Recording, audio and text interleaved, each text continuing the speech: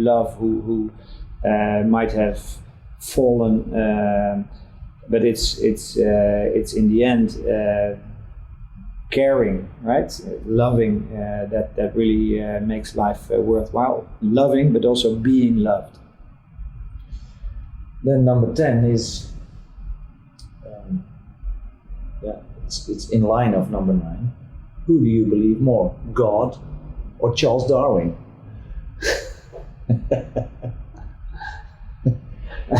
For the listeners, Mark draws a very strange face. No, I think this is clearly something that one of the big questions in life is, how do we combine God and Darwin? How do we, in our heads? I mean, we tend to see things black and white. I think it's a choice. I think it's a combination of things. I find it personally very nice that you in life don't have the answers to every question. This is one of the questions. I think there is a God, there must be a God, but I cannot define it. So I feel happy about this question not being answered. Is this what you also have? Yeah, I think you should accept that you can't have all the answers. It makes life also interesting, and if everything is completely clear, what is there to discover, right? Yeah. So, but Darwin, of course, has shown us how things develop, how it is that we are here. And that is a wonderful thing, thanks to Darwin and all the thoughts around it. We understand the world much better, but we still there's still a lot that we don't understand. So we should accept that both are there for us, both are true. Yeah, a lot of questions of this type staying unanswered gives you less worries, huh?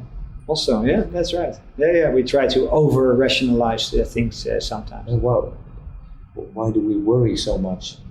And being in a society as we are now here in Jakarta, it reopens my eyes over and over again.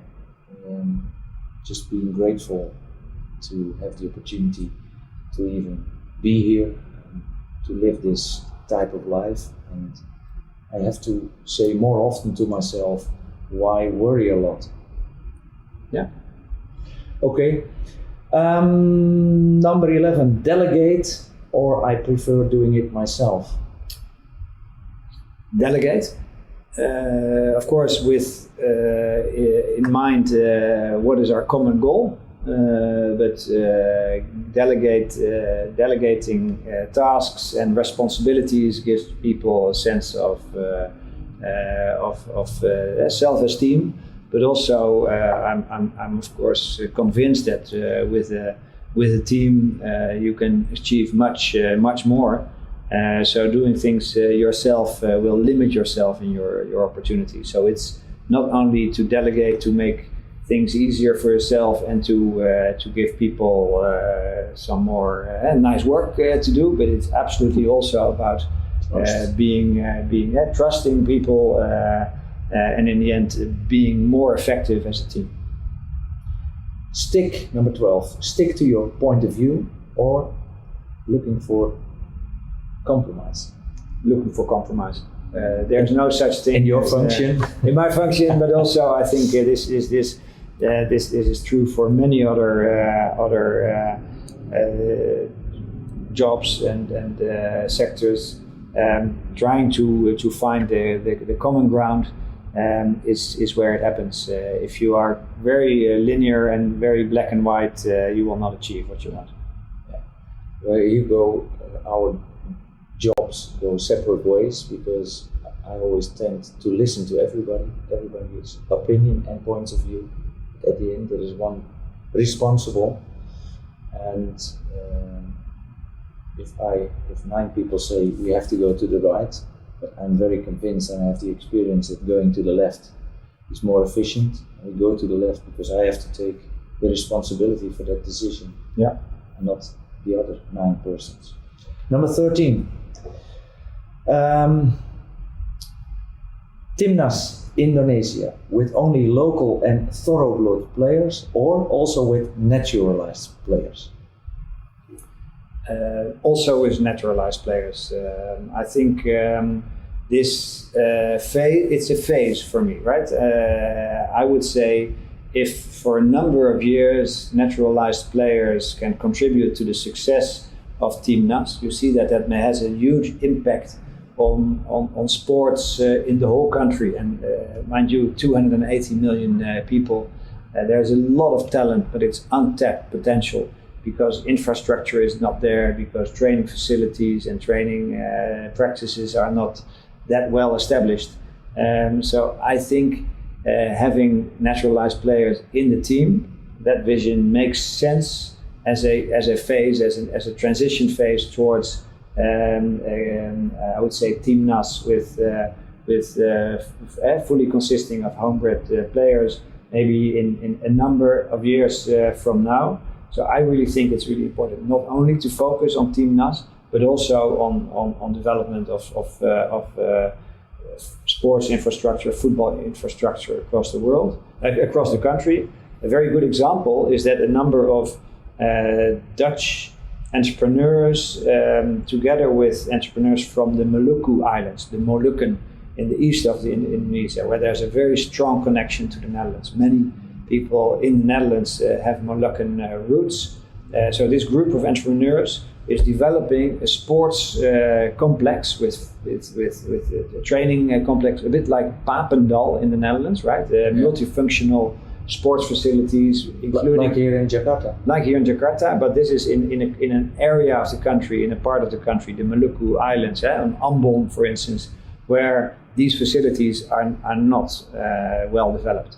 But by creating this multifunctional sports facility with educational facilities, with health care facilities, that is the idea, boost the sports culture there, and with that comes so much more.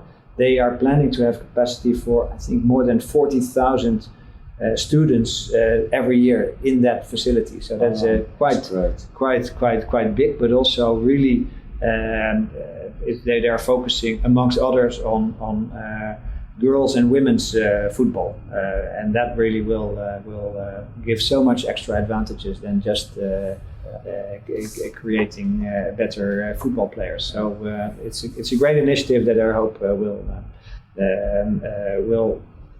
become a reality soon. I find looking at the football future of this country, because other parts of the future I am not responsible for, but it's so inspiring only talking about it.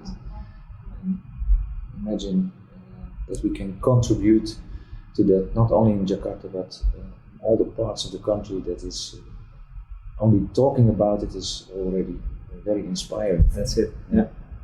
Okay, number 14, the last one. The Netherlands, as a kingdom or a republic? As a kingdom. I see as a diplomat that it really has added value that we have a king, that we are a monarchy.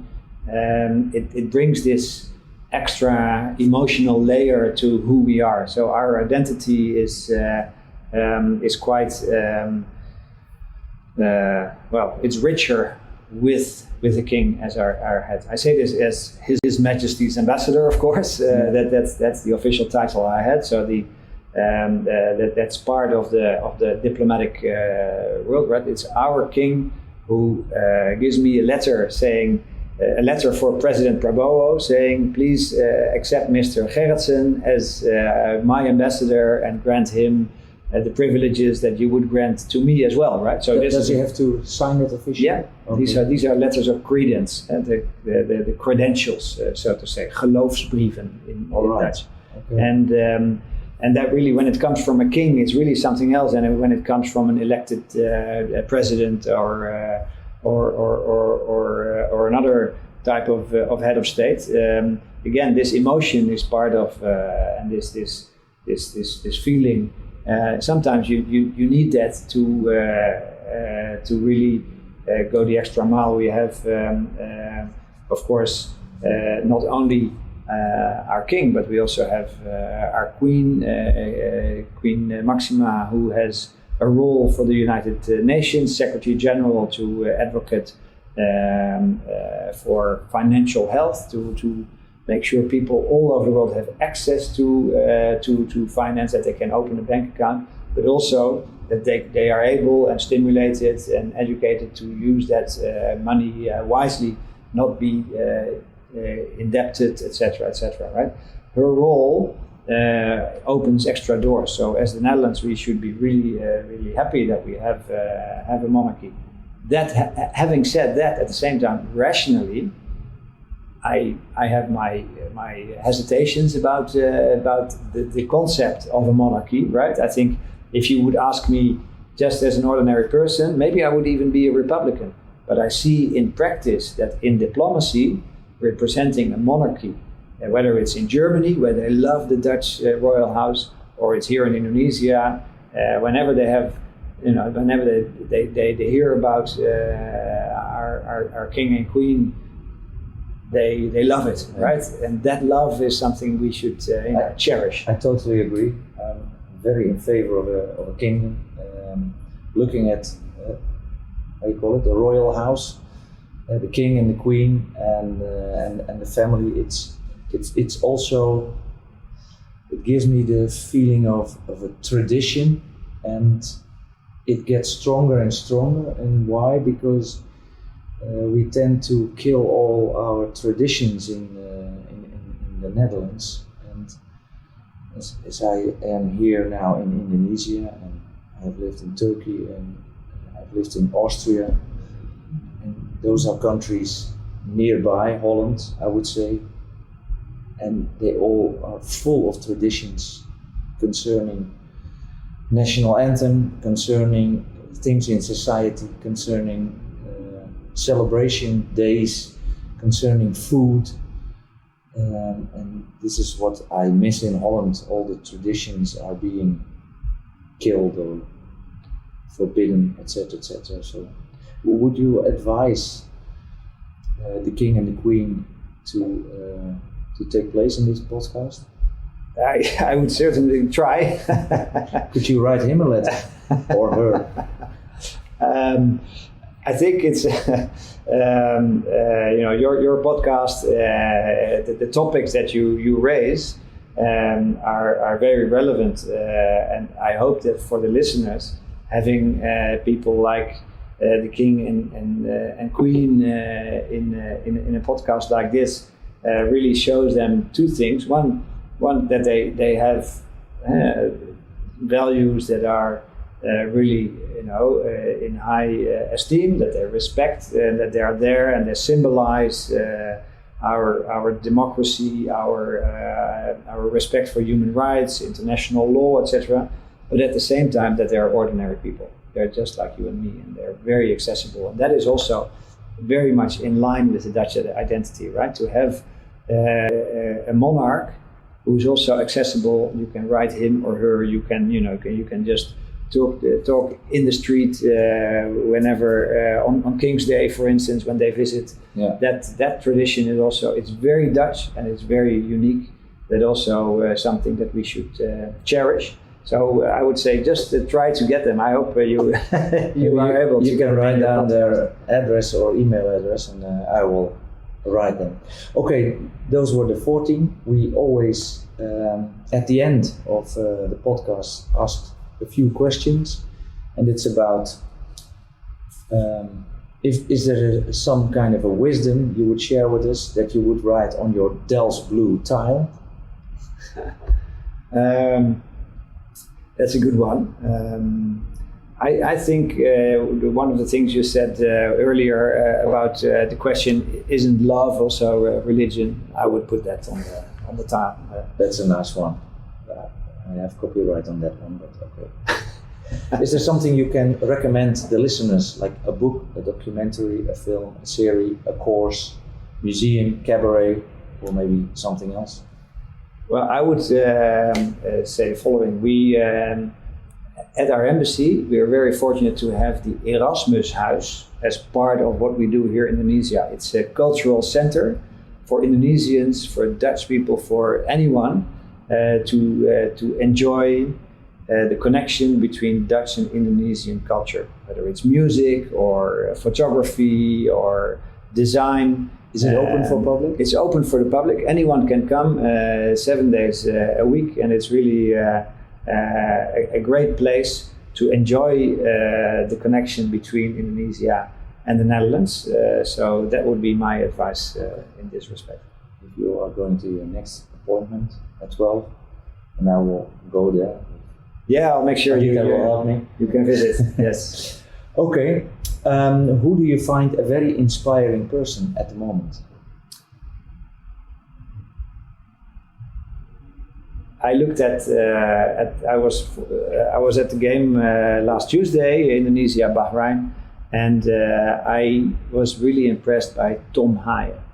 The way as a midfielder, he just, he put in so much energy, and you could see at some point in the second half he was really getting, op zijn tandvlees, but he kept going, and he had this rush to the goal of Bahrain, and then the team lost the ball, and he rushed all the way back. It was really incredible. Just by following him, I got tired already, but his tenacity and his energy was really inspiring. You really like that. Which golden advice do you have for other ambassadors or coaches, if you would like to?